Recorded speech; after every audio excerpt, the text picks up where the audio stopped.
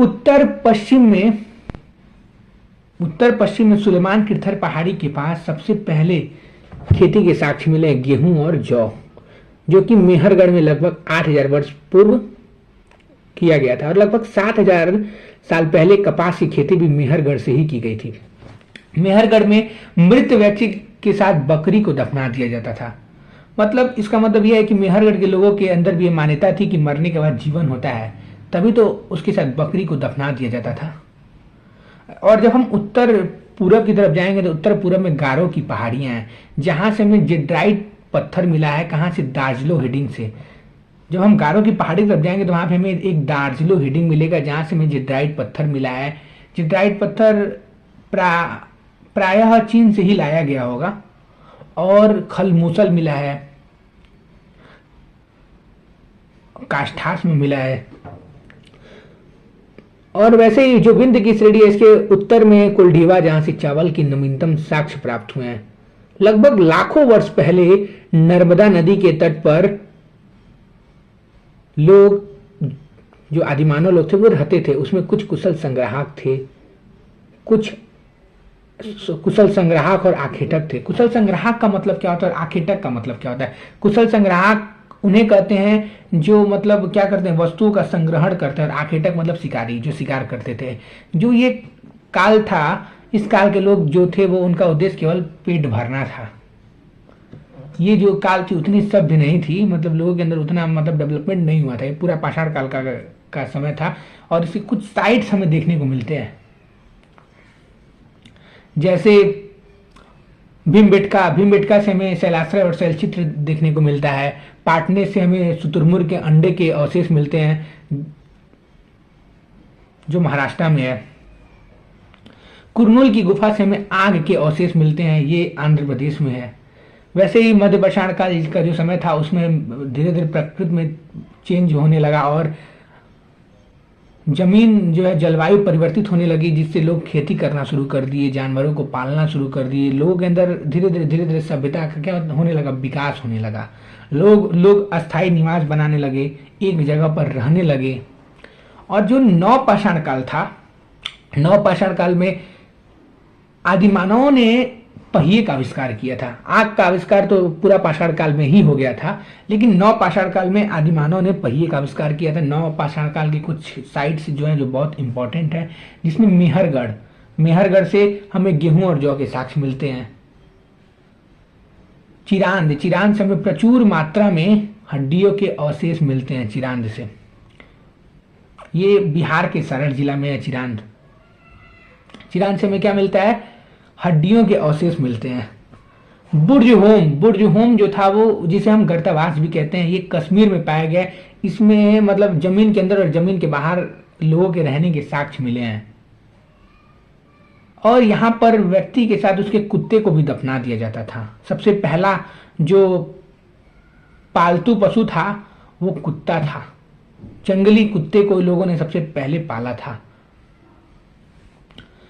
तो वैसे ही हम जब कुछ इंपॉर्टेंट टॉपिक के बारे में चर्चा कर देते हैं, जो कि एग्जाम के लिए बहुत ही ज्यादा इंपॉर्टेंट है।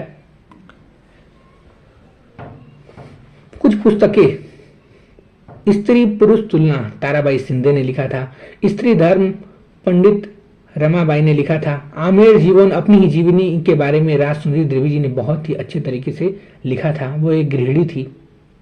सुल्तान का सपना, रुकैया सखावत हुसैन ने लिखा था, जिन्होंने मुस्लिम महिलाओं के लिए, मुस्लिम लड़कियों के लिए पटना और कलकत्ता में विद्यालय की स्थापना की थी। The guard of small thinking Arundhati Roy का है। ऐसे हम कुछ भूमि के प्रकार पढ़ेंगे जो चोल साम्राज्य में बहुत ही ज्यादा क्या थे, प्रसिद्ध थे। विल्लन वगाई क्या था? विल्लन वगाई, जो विल्लन वगाई था वो गैर ब्राह्मण कृषि भूमि थी। मतलब ये जो थी वो किसानों को दी जाती थी। विल्लन वगाई।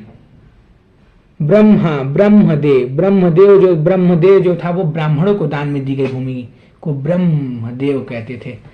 साल भोग जो था वो पाठशाला को दान में दी गई भूमि को साल भोग कहते थे। साल भोग किसे कहते थे? पाठशाला को दान में दी गई भूमि को साल भोग कहते थे। देवदान मतलब मंदिरों को उपहार में दी गई भूमि को देवदान कहते थे। और पल्लीचिदम, पल्लीचिदम जो था वो जैन समुदाय के लोगों को दान में दी गई भूमि को हम पल्लीचिदम कहते हैं।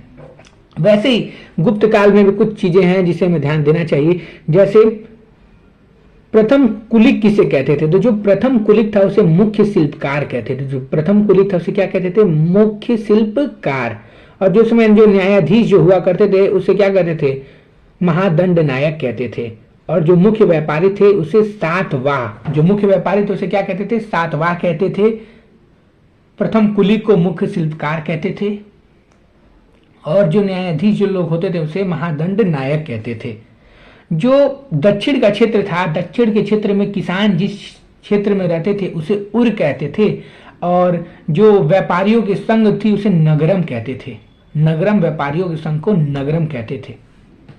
जो दक्षिण का जो क्षेत्र था उसमें सबसे जो मुवेदार जिसे कहते थे, मतलब 3 गांव का जो मुखिया होते थे जैसे चोल, चेर, पांड, इनकी 2-2 राजधानियां थी, जिसमें से सबसे प्रमुख जो होता है चोल का और पांड की एक राजधानी जो बहुत महत्वपूर्ण है। पांड का मदुरै था और चोल का क्या था? कावेरी पट्टम था। कावेरी पट्टम था। इसी में आपका आता है बेल्लार। बेल्लार जो होते थे उसे भूस्वामी कहते थे।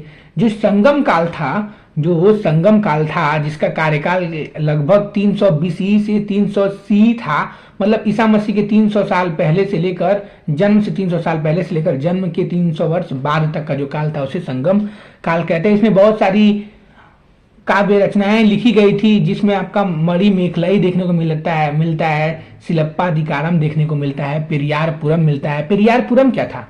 पेरियारपुरम जो था उसमें वहां के जो साधारण स्त्री पुरुष थे उनकी हमें जानकारी मिलती है। मणि मेखलाई क्या था? मणि मेखलाई की रचना सतनार के द्वारा किया गया था। तमिल की एक काव्य थी जिसमें कोवलन और माधवी की बेटी की कहानी लिखी गई थी और सिलप्पाधिकारम के ये बाद लिखी गई थी मणि मेखलाई जो था। तो वैसे ही वहां पे जो बेल्लार थे उसे भूस्वामी कहते थे और जो साधारण हल चलाने वाले थे उसे उझावर कहते थे। जो लोग साधारण हल चलाते थे उसे उझावर कहा जाता था और दास और भूमिहीन मजदूरों को कैदे सियार और अधिमयी कहा जाता था। संघ जो था उसे संगठन कहते थे। गृहस्पति, गृहस्पति का मतलब होता है स्वतंत्र कृषक। ऐसे कृषक जो क्या थे? स्वतंत्र थे, उसे हम गृहस्पति कहते थे। गृहस्पति कहते थे। स्वतंत्र कृषक को क्या कहा जाता था?